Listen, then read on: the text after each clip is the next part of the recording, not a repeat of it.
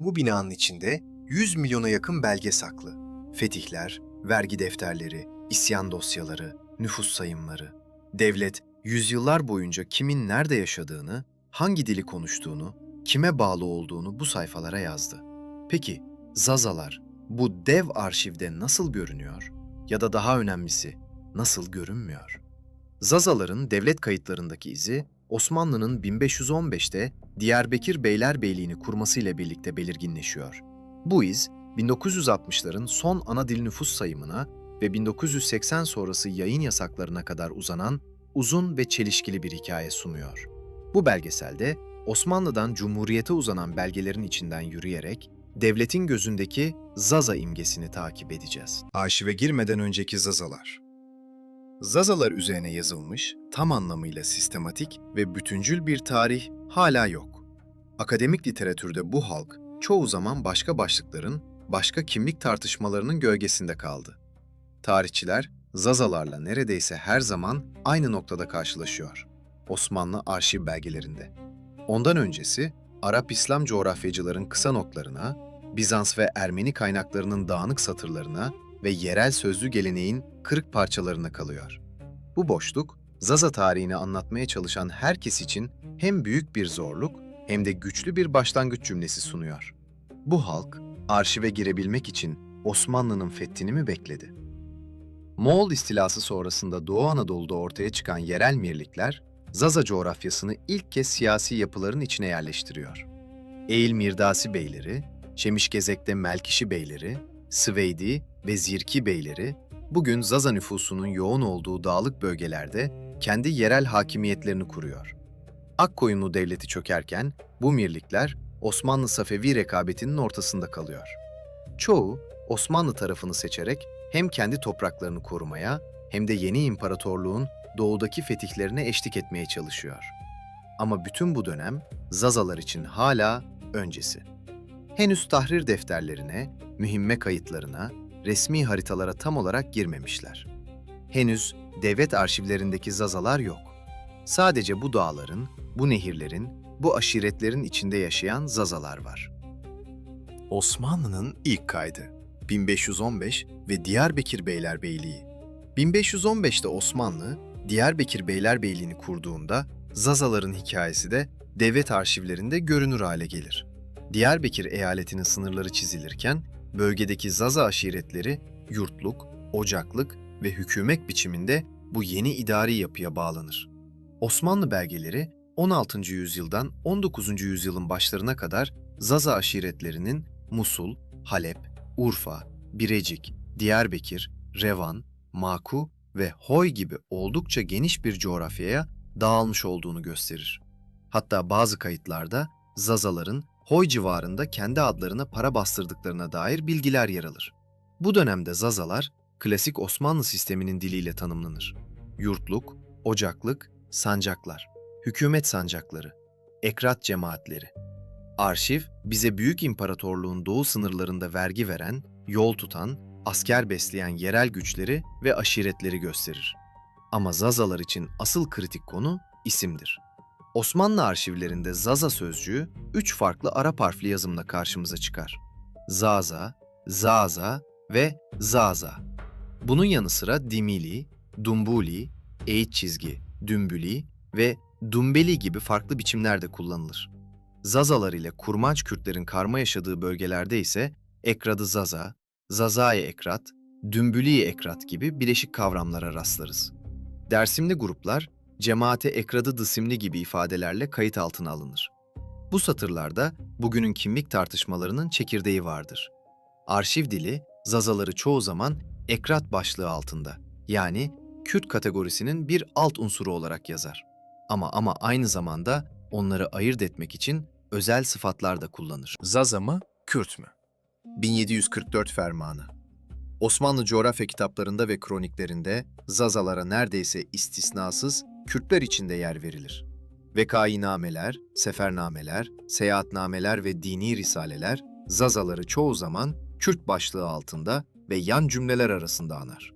Buna rağmen Başbakanlık Osmanlı arşivindeki Sivas Ahkam Defteri'nde yer alan 1744 tarihli bir fermanda Zazalar ilk kez çok net bir ayrımla karşımıza çıkar.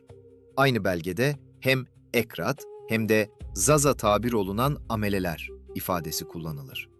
Bu satır, devletin dilinde önemli bir çatallanmayı gösterir. Zazalar bir yandan Kürtler içinde sayılırken, diğer yandan bazı bağlamlarda Kürtlerden ayrı bir kategori olarak da tanımlanır. Belgesel için bu sahne şu soruyla açılabilir. Devletin kalemi aynı sayfada hem ekrat hem Zaza tabir olunan ameleler yazıyorsa, Zaza kimliği bu arada nereye düşüyor? Cevap, arşivin verebildiğinden fazlasını gerektirir. Arşiv bize devletin bakışını gösterir. Ama bir halkın kendi kendini nasıl tanımladığını, kendi diliyle neler söylediğini çoğu zaman söylemez. Nüfus defterleri, demografi ve Hamidiye'ye alınmayan halk. Zazalarla ilgili ilk sistematik demografik veriler 1831'de başlayıp 1834'te tamamlanan nüfus sayımlarından gelir. Bu sayımlarda Çapakçur, Bingöl, Dersim, Palu, Eğil, Maden ve Siverek gibi bölgelerde erkek nüfus kayda geçirilir. Bu kayıtlar, Zazaların bölgedeki varlığını devlet istatistiğine taşıyan ilk girişimdir. Eğil, Genç, Palu ve Oşni gibi yerler hükümet sancakları olarak örgütlenmiş, bu sancaklarda Sünni Zazaların nüfusun ezici çoğunluğunu oluşturduğu anlaşılmaktadır. Bu, Osmanlı için iki anlama gelir: vergi potansiyeli ve asker potansiyeli. Yüzyılın sonuna gelindiğinde, II. Abdülhamit döneminde kurulan Hamidiye hafif süvari alayları sahneye çıkar. Bu alaylar, Doğu Anadolu'da ağırlıklı olarak Sünni Kürt aşiretlerinden kurulan düzensiz süvari birlikleridir. Dikkat çekici olan, hem Alevi hem Sünni Zazaların bu alaylara sistematik olarak dahil edilmemesidir. Pek çok araştırmacı ve bölgesel hafıza, Hamidiye'nin Kürt süvari alayı kimliğine vurgu yaparken, Zaza aşiretlerinin bu yapıdan dışlanmasının altını çizer. Bu dışlanma iki şekilde okunabilir. Ya devlet Zazaları güvenilmez bulmuş ya da onları Sünni Kürt ağından farklı bir kategori olarak değerlendirmiştir. Her iki ihtimalde Zazaların devlete bağlılık ve devletle mesafe kurma biçimlerini anlamak açısından önemlidir. Milli mücadele ve Koçgiri. Osmanlı'nın son yılları ve milli mücadele dönemi, Zazaların arşivlerde yeni bir rolle görünmeye başladığı dönemdir. Artık sadece vergi ve iskan kaydı değil, siyasi pozisyonların ve isyan dosyalarının içindedirler. Ankara'da toplanan Türkiye Büyük Millet Meclisi'nde Kürt ve Zaza kökenli 72 milletvekilinin İtilaf devletlerine karşı Ankara hükümetiyle dayanışma mesajı içeren bir telgraf imzaladığı bilinir. Bu telgraf, Zazaların Cumhuriyet'in kuruluş sürecine eşlik eden siyasi aktörler olduğunu gösteren önemli bir işarettir. Öte yandan 1921'de henüz Cumhuriyet ilan edilmemişken Sivas'ın Koçgiri bölgesinde Alevi Zaza ve Kürt aşiretlerinin katılımıyla bir ayaklanma patlak verir. İbolar, Zazalar, Balular, Kereteliler, Sarular gibi kabilelerin yer aldığı bu hareket kısa sürede bastırılır. Nurettin Paşa komutasındaki birlikler yaklaşık 500 isyancının öldürüldüğünü, 132 köyün yakılıp yıkıldığını rapor eder. Ebubekir Hazım Tepeyran'ın meclise sunduğu raporlar bu olayın TBMM arşivlerindeki en önemli tanıklarıdır. Böylece Zazalar, devlet arşivlerinde artık sadece aşiret ya da ekrat kategorisiyle değil, hadise, isyan ve tenkil başlıklarının altında da görünmeye başlar. Cumhuriyet'in ilk yılları, Şeyh Said, Takriri Sükun ve Şark Islahat.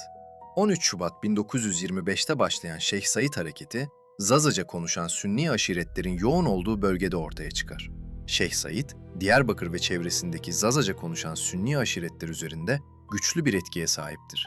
Hareket kısa sürede geniş bir alana yayılır. İsyanın bastırılmasının ardından hükümet, 3 Mart 1925'te Takriri Sükun Kanunu çıkarır. Aynı yıl sonbaharda Şark Islahat Planı devreye sokulur. Bu planla birlikte Kürtçe yer adlarının Türkçeleştirilmesi, Zazaca dahil olmak üzere bölgedeki dillerin kamusal alanda yasaklanması hedeflenir. Resmi belgelerde Doğu vilayetlerinin Türkleştirilmesi, aşiret düzeninin çözülmesi ve zararlı görülen unsurların iskan yoluyla dağıtılması gibi ifadeler yeni cumhuriyetin Zazalara ve Kürtlere bakışını özetler. Zazalar bu politikaların içinde hem Kürt üst başlığı altında eriyerek hem de zaman zaman ayrı bir kimlik olarak hedef alınarak var olur. Tunceli Kanunu ve Tertele'ye giden yol. 1935 sonunda meclise sunulan ve 1936 başında kabul edilen Tunceli Kanunu, Dersim'e özel olağanüstü bir yönetim rejimi kurar. Bu kanun, bölgeyi neredeyse askeri bir laboratuvar gibi ele alır. İki aşamalı bir plan öngörür. Önce silahsızlandırma, ardından sürgün. İçişleri Bakanı Şükrü Kaya'nın hazırladığı sürgün listelerinde Batı illerine gönderilmesi planlanan yüzlerce aile reisi ismen yazılıdır. Bu belgeler, devletin sürgünü bir politika aracı olarak kullandığını gösteren en açık kayıtlardandır. 1937 ile 1938 Dersim Harekatı, Cumhuriyet arşivlerinin en karanlık dosyalarından birini oluşturur. Bakanlar Kurulu kararları, Genelkurmay raporları ve İsmet İnönü'nün 1935 tarihli Şark raporu, bu harekatın hazırlık sürecini ayrıntılarıyla ortaya koyar. Tunceli Valisi Abdullah Altdoğan'ın 30 Mart 1937 tarihli yazısında tayyareden yangın ve yakıcı ve boğucu gaz bombaları talep edildiği açıkça belirtilir. 6 ile 16 Eylül 1938 harekatının bilançosu resmi belgelere göre tarama bölgesinden ölü ve diri 7.954 kişi çıkarılmış, 1019 silah toplanmış şeklinde kayda geçmiştir. Gayri resmi kaynaklar kayıp sayısının bunun çok üzerinde olduğunu söyler. Zazaca hafızada bu dönem Tertele, büyük yıkım, altüst oluş adıyla anılır. Dersim raporlarını derleyen araştırmacılar ve İsmail Beşikçi gibi isimler Tunceli Kanunu'nu ve ardından gelen harekatı bir bölgeye yönelik bilinçli bir imha ve iskan politikası olarak yorumlar. Devlet arşivleri ise bu süreci tedip ve tenkil harekatı başlığı altında bürokratik bir dille soğutur. Böylece Osmanlı arşivlerinde vergi veren aşiret olarak görülen Zazalar, Cumhuriyet arşivlerinde artık bir güvenlik sorunu ve tenkil hedefi olarak karşımıza çıkar. İskan Kanunu, sürgünler ve yasak bölge. 1934 tarihli İskan Kanunu, yeni Cumhuriyet'in nüfus politikalarının çerçevesini çizen temel yasal metinlerden biridir. Kanun, ülkenin belirli bölgelerini Türk kültürünün yoğunlaştırılacağı alanlar, Türk kültürüne uyum için nakledilecek nüfusun alanları ve boşaltılması ve iskanın yasaklanması gereken yerler olarak 3 kategoriye ayırır. Bu çerçevede Dersim ve çevresi gibi bölgelerden binlerce insan Batı illerine zorunlu sürgüne gönderilir. 1934, İskan Kanunu ile Tunceli Kanunu birlikte uygulandığında Zaza ve Alevi nüfusun yoğun olduğu köy ve ocakların sistematik şekilde dağıtıldığı görülür. 1938 sonrasında bölge yaklaşık 10 yıl boyunca yasak bölge ilan edilir. Giriş çıkışlar devlet iznine bağlanır. Sürgün edilen ailelerin pek çok çocuğu Alevi, Zaza kimlikleri unutturularak Sünni ve Türk kimliği içinde yeniden sosyalleştirilir. Bu sahne belgesel için şu cümleyle özetlenebilir. Devlet, bir bölgeyi önce haritada boyadı, sonra nüfusunu yerinden etti. En sonunda da o bölgeyi yasak bölge yaparak hafızasını kilitledi. Nüfus sayımlarında görünmek ve silinmek. Türkiye'de 1965'e kadar genel nüfus sayımlarında kişilere ana dilleri soruldu. 1955, 1960 ve 1965 sayımlarında Kürtçe ve Zazaca ana dil beyanları istatistik tablolarına yansıdı. 1965 sayımına göre Türkiye'de Kürt ve Zaza toplam nüfus oranı yaklaşık %7,5 olarak tespit edilir. Ancak bu sayımlarda Zazaların önemli bir bölümünün konuştukları dili Kürtçe başlığı altında beyan ettiği, dolayısıyla Zazaca'nın istatistiksel olarak büyük ölçüde Kürtçe içinde eridiği görülür. Bu tablo, onlarca yıllık kimlik baskısının ve devlet politikalarının demografik bir yansımasıdır. Zazaca, arşivde artık doğrudan değil, başka bir dil kategorisinin içinde dolaylı olarak görünür.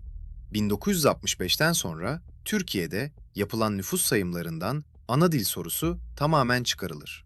Bu karar, Zazalar için resmi veri üretiminin fiilen sona ermesi anlamına gelir. Devlet arşivinde Zazaca bu kez sessizlik olarak kayda geçer. Yayın yasağı ve sessizlik yılları.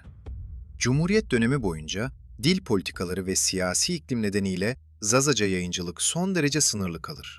1980 askeri darbesinden sonra çıkarılan 2932 sayılı yasa, Türkçeden başka dillerde yayın yapmayı yasaklayarak Zazaca'yı da hedef alır. Bu yasak döneminde Zazaca kitap ve dergi yayınlamak neredeyse imkansızdır. Kamusal alanda Zazaca konuşmak bile kimi zaman para cezalarıyla karşılanır. Devlet arşivlerinde Zazaca bu kez suç unsuru olarak tutanakların dipnotlarında, mahkeme dosyalarında görünmeye başlar. Aynı yıllarda Avrupa'ya göç eden Zazalar, Almanya, İsveç ve diğer ülkelerde kendi dillerinde dergiler, kitaplar, kasetler çıkararak dili yaşatmaya çalışır. Böylece Zazaca bir süreliğine Türkiye'nin resmi arşivlerinden çok diaspora kütüphanelerinde hayatta kalır. Zazalar arşive, arşiv Zazalara bakarken. Osmanlı'dan Cumhuriyet'e uzanan bu uzun hikayeye baştan bakarsak, devlet arşivlerinde Zazaların 4 farklı yüzle karşımıza çıktığını görürüz. İlkinde vergi veren ve sınırları koruyan yerel müttefik aşiretler. İkincisinde Hamidiye'ye alınmayan, isyan dosyalarında adı geçen güven sorunu. Üçüncüsünde Tunceli Kanunu ve Tertele dosyalarında bir tehlikeli bölge nüfusu. Dördüncüsünde nüfus sayımlarında önce yanlış kategoride görünen, sonra tamamen kaybolan bir istatistik gölgesi. Ama bütün bu belgeler bize sadece devletin gözünü gösterir. Zazaların kendilerini nasıl adlandırdığını, dillerinde hangi hikayeleri anlattığını, Tertele'yi kendi ağızlarından nasıl tarif ettiklerini öğrenmek için arşivin dışına, Zazaca sözlü tarihe, Dengbej ve klanlara, diaspora anlatılarına bakmamız gerekir. Bugün arşivlerin kapıları araştırmacılara açılıyor. Yasaklar gevşiyor. Yeni akademik çalışmalar Zaza tarihini daha ayrıntılı şekilde yazmaya başlıyor. Aynı zamanda YouTube gibi dijital platformlarda Zazalar kendi dillerinde konuşarak kendi hikayelerini kendileri anlatıyor. Bu belgesel, yüzyıllar boyunca başkalarının tuttuğu kayıtlara bakarak Zazaların izini sürdü. Belki de şimdi arşivin raflarına küçük bir kayıt daha ekliyor.